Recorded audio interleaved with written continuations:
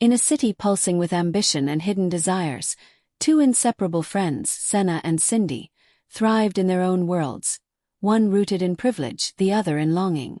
Cindy, born into wealth, never thought twice about luxury. Senna, on the other hand, craved it with an urgency that burned beneath her skin. Senna became increasingly obsessed with the glamorous lives she saw on social media. Determined to carve her way into the glamorous world of social media fame, Senna decided to fake it until she made it. She envied her peers who showcased luxurious cars, stunning apartments, and exotic vacations. Determined to project a similar image, she began borrowing clothes, wigs, bags, and shoes from Cindy, who didn't mind as long as her friend was happy. Senna's social media was soon filled with pictures of her in designer outfits, posing in Cindy's lavish home, and being served by Cindy's family's staff. She even posted photos of gourmet meals and upscale restaurants, all to maintain the illusion of a luxurious lifestyle. Senna's obsession with her fake life was growing stronger by the day. She borrowed Cindy's clothes, posed in her lavish home, and dined at high-end restaurants she couldn't afford, all to craft the illusion of success. Cindy never minded. If it makes her happy, she told herself. And it worked. Followers adored Senna's carefully curated image. They envied her life, admired her style, and believed in the fantasy she spun. But the hunger for more never faded. Then one day, fate intervened. A small thrift shop on a forgotten street corner. A dress. Elegant, timeless, almost familiar. It shimmered like something meant for greatness. Without hesitation, Senna bought it. After their shopping spree, they headed to a cozy cafe for coffee. As they settled in, Senna instinctively reached for her phone to snap a picture of her coffee cup. "Not again, Senna," Cindy laughed. "Can we just have one moment without the pictures?" Senna paused, her phone hovering over the table. She looked at Cindy and then at the coffee cup, realizing how much her obsession had taken over her life. With a sigh, she put her phone away and smiled at Cindy. "You're right. Let's just enjoy the moment," Senna said, finally understanding the value of genuine experiences over curated images. That night, as she slipped the dress over her shoulders, something shifted. Whispers, soft and urgent, curled around her ears like unseen tendrils. The air in the room thickened. Shadows flickered. At first, she ignored the unease settling into her bones. "Maybe I'm just tired," she told herself. But then dreams came and visions of another woman, a stranger wrapped in sorrow. She saw her pacing, unraveling, desperately clutching the same dress, pleading to be free. And then Senna could hear thoughts. Every mind she encountered opened itself to her. She saw quiet resentments from family members, the jealousy buried beneath admiration, the lies behind the smiles. Even strangers revealed their secrets in silent whispers. Senna had been looking forward to this date, eager to see where the night would lead. She had chosen her newest dress, feeling confident as she stepped into the restaurant. But as the evening wore on, something felt off. A strange awareness settled over her, and suddenly, she could hear his thoughts as clearly as if he had spoken them aloud. "I've really scored this time. A nice dinner, and she'll be mine for the night." Senna's stomach twisted. Is he really thinking that? Or am I imagining things? But the certainty of his thoughts was undeniable. Her excitement evaporated, replaced with disgust. So that's all he sees me as. She forced a polite smile, already crafting her exit strategy. He wouldn't see this coming.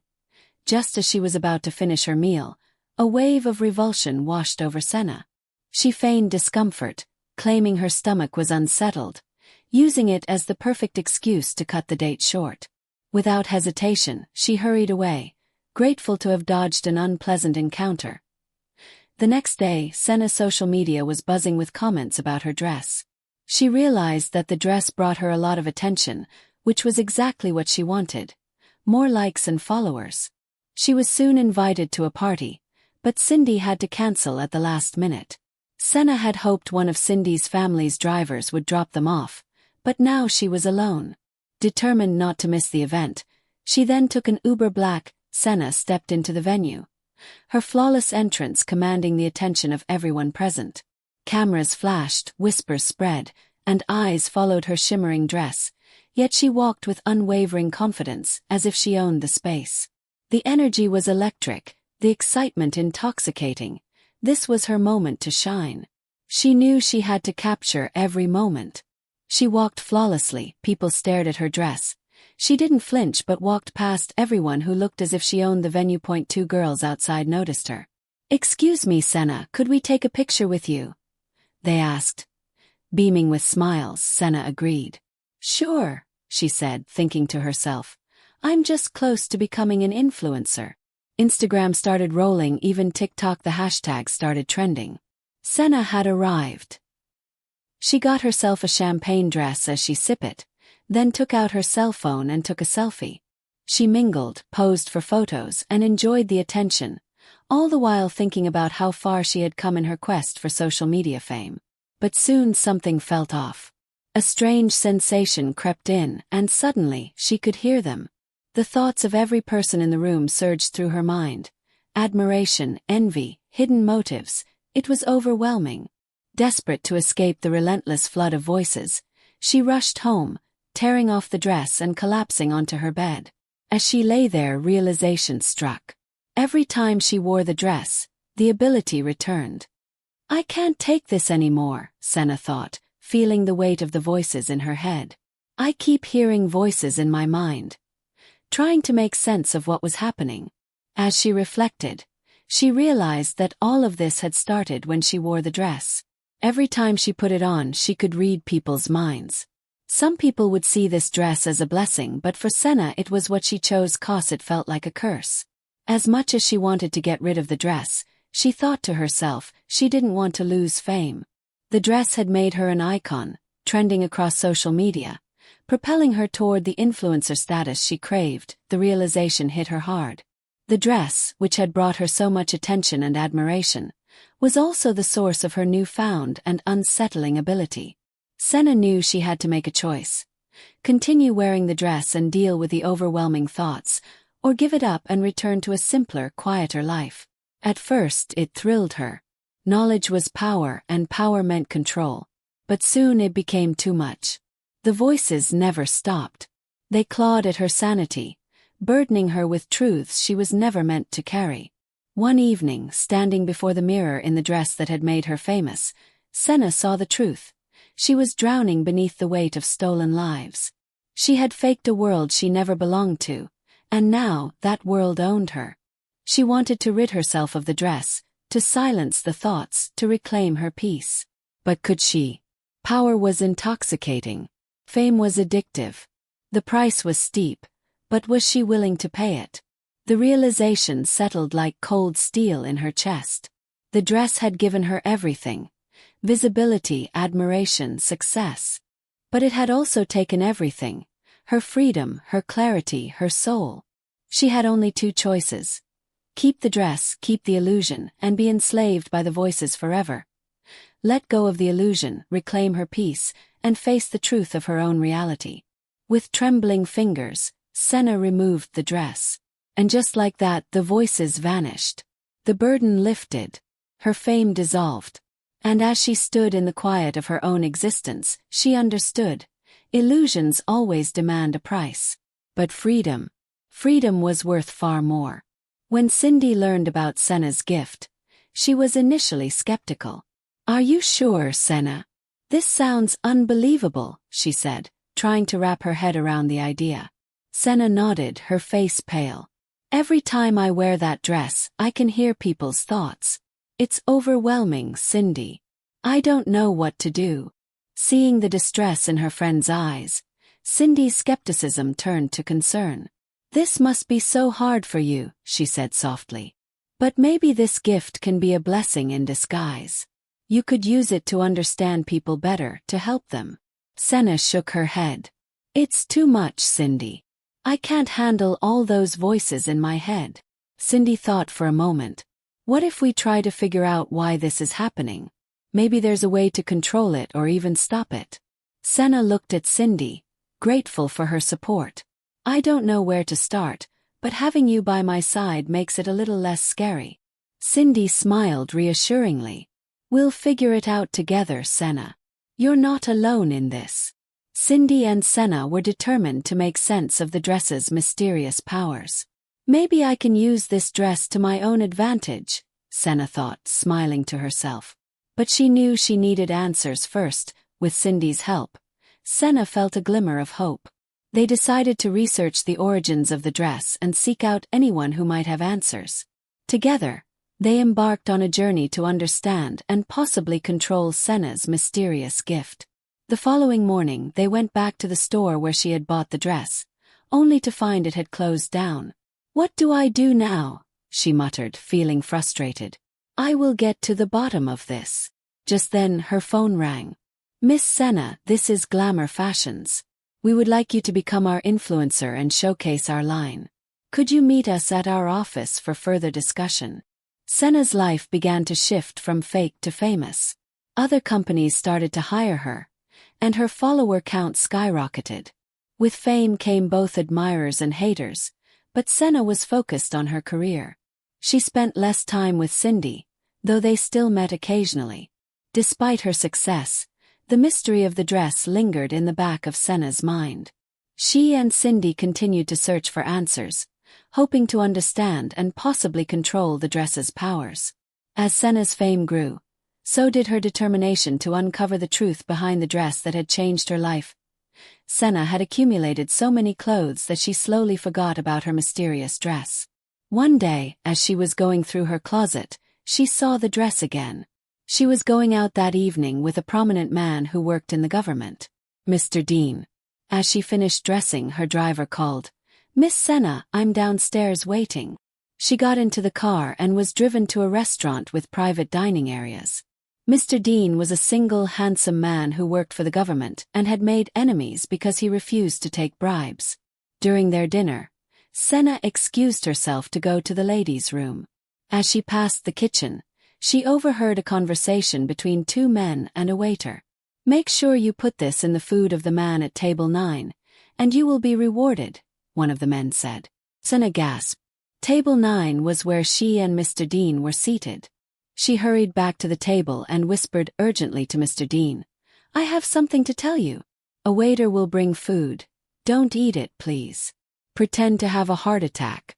I'll scream for help. Call your driver now to have an ambulance on standby. Mr. Dean looked confused and asked, Who are you? Senna signaled him to be quiet. They're sitting next door, she said. Just then the waiter arrived with their food. Following Senna's plan, Mr. Dean pretended to have a heart attack, causing a commotion in the restaurant. Call an ambulance. A man is dying. Senna screamed. The ambulance arrived and took Mr. Dean, but instead of going to the hospital, it was diverted to his home. Later, as they sat on the couch, Mr. Dean looked at Senna with gratitude and curiosity. Senna, thank you for saving me. But how did you know all this? Mr. Dean asked. Senna hesitated, then decided not to tell Mr. Dean about the dress. Instead, she said, I have a gift of knowledge and an ability to read minds sometimes, but it's not all the time. It comes randomly. Mr. Dean looked at her with a mix of awe and curiosity. That's incredible, Senna. You saved my life tonight. In the meantime, the men who had plotted against Mr. Dean were informed that the man in the ambulance had died before reaching the hospital. They believed their plan had succeeded.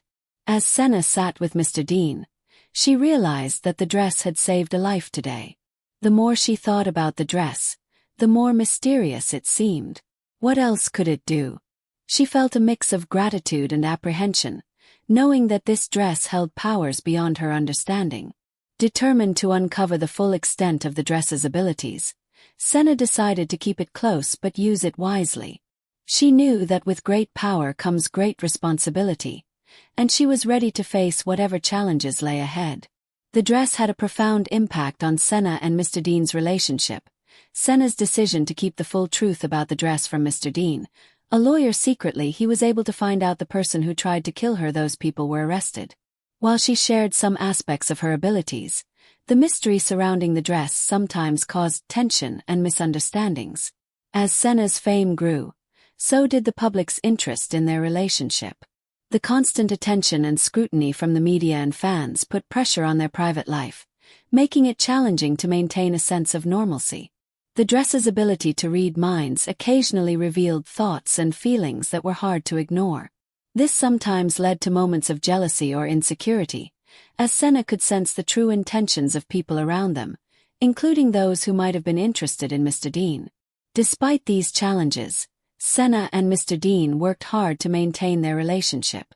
They communicated openly and supported each other, finding ways to balance their personal and professional lives.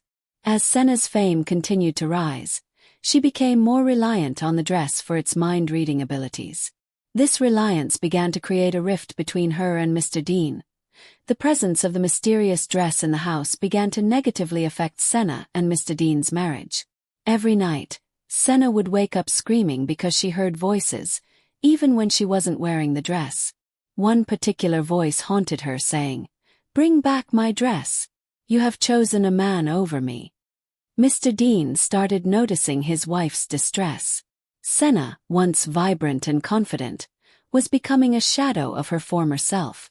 She was constantly on edge, and the lack of sleep was taking a toll on her health and their relationship. "Senna, what's happening to you?" Mr. Dean asked one night, his voice filled with concern. "You wake up screaming every night. I'm worried about you." Senna hesitated, not wanting to burden him with the truth. "It's just nightmares, Dean. They'll pass," she said, trying to reassure him. But the nightmares didn't pass. The voice grew louder and more insistent, and Senna's fear and anxiety deepened. She felt trapped, unable to escape the tormenting whispers. One night, after another terrifying episode, Mr. Dean held Senna close. "We need to figure this out together," he said gently. "I can't stand seeing you like this." Senna nodded, tears streaming down her face. She knew she couldn't keep the secret any longer. Senna hesitated, torn between telling him the full truth and protecting him from the burden of her abilities. "It's just the dress. It lets me hear people's thoughts, and sometimes it's too much to handle," she admitted. Dean was taken aback. "Why didn't you tell me this before? We've been through so much together, and I thought we were honest with each other." "I didn't want to worry you," Senna replied. "I thought I could handle it on my own." The revelation led to a heated argument. Mr. Dean felt hurt and betrayed that Senna had kept such a significant part of her life from him. Senna, on the other hand, felt misunderstood and overwhelmed by the weight of her secret. It took time, but eventually they sat down and had a heartfelt conversation. Senna explained the full extent of the dress's powers and how it had affected her. Mr. Dean, though still hurt, began to understand the immense pressure Senna was under. Mr. Dean listened, his expression a mix of shock and determination. "We'll find a way to stop this, Senna. You're not alone in this." After Senna confessed to Mr. Dean about the dress and its mysterious powers, they both decided it was time to get rid of it. Together, they drove to a nearby village, determined to dispose of the dress once and for all. They found a secluded spot and buried the dress deep in the ground, feeling a sense of relief and fulfillment as they completed their mission. The drive back home was long but filled with a sense of accomplishment. They talked about their future and how they would move forward without the burden of the dress. When they finally arrived home, Senna decided to take a shower before starting dinner.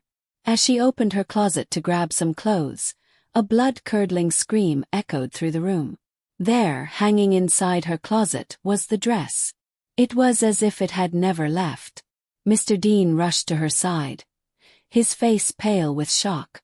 "How is this possible?" he whispered, staring at the dress in disbelief. Senna, trembling, realized that the dress's powers were far more sinister and persistent than they had imagined. They knew they had to find another way to deal with it, and this time, they would need help from someone who understood the supernatural forces at play. One evening, as Senna was trying to relax after another unsettling day, her phone rang. It was Cindy. "Senna, you need to come here now. I think I found something about the dress," Cindy said, her voice urgent. Senna's heart raced.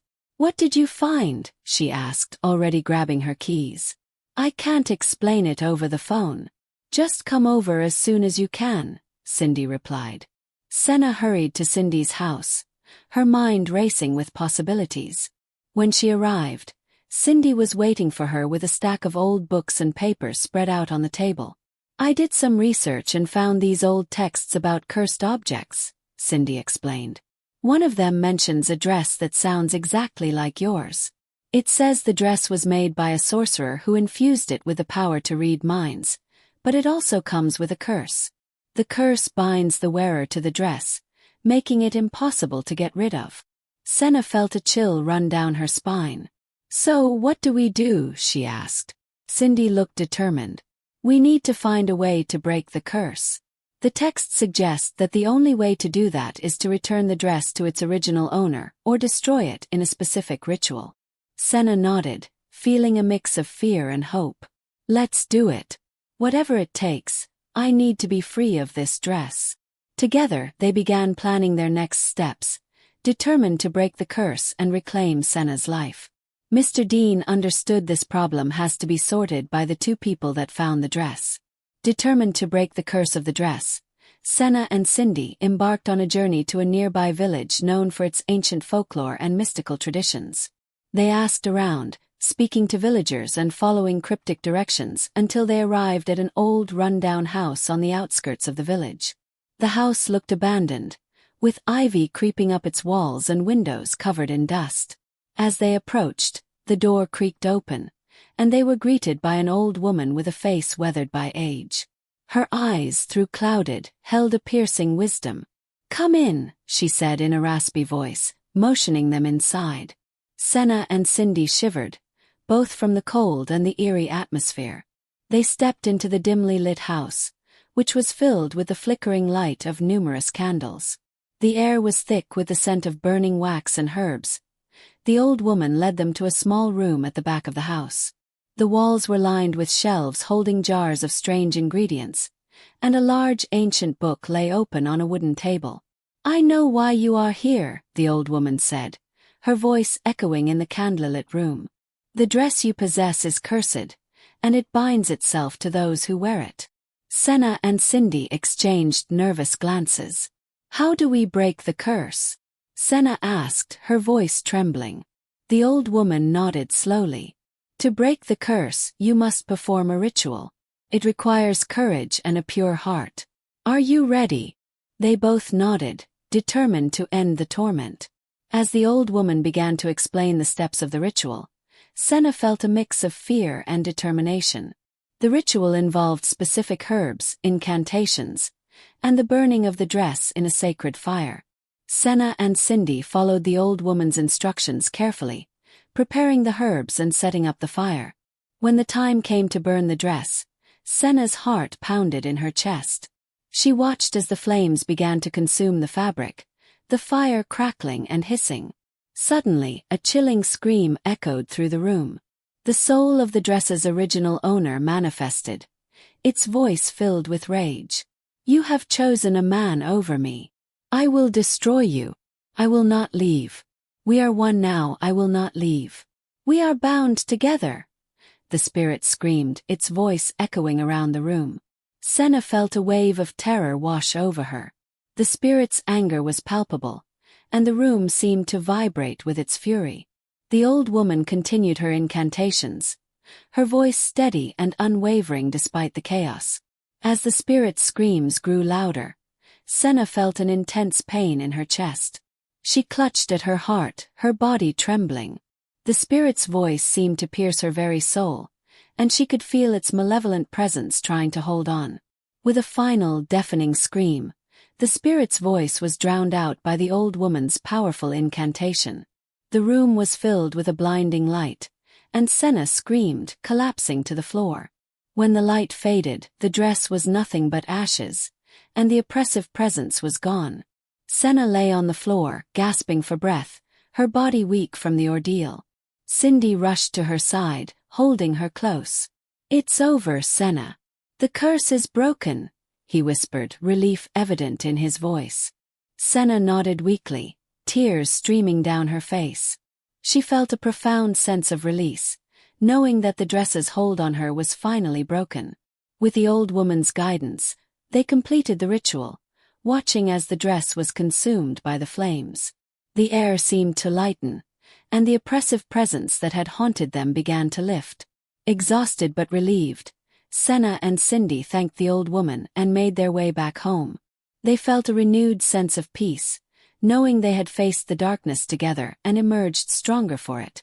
As the years passed, Senna and Cindy's friendship remained strong, and their bond was passed down to their children. Both women got married and started families of their own. Cindy's children grew up hearing stories of their mother's adventures with Senna, while Senna's children were fascinated by their mother's incredible journey. Senna decided to share her story on social media, hoping to warn others about the potential dangers of buying items from thrift shops without proper caution. Her story went viral, capturing the attention of people worldwide. She emphasized the importance of being vigilant and praying over items before bringing them into one's home. The moral of this story is to be cautious and mindful of the things we bring into our lives. Sometimes, objects can carry hidden histories and energies that may affect us in unexpected ways. It's important to approach such items with care and awareness, ensuring they bring positive energy into our homes. Thank you for watching Granny G Stories. Please don't forget to subscribe to the channel for more stories.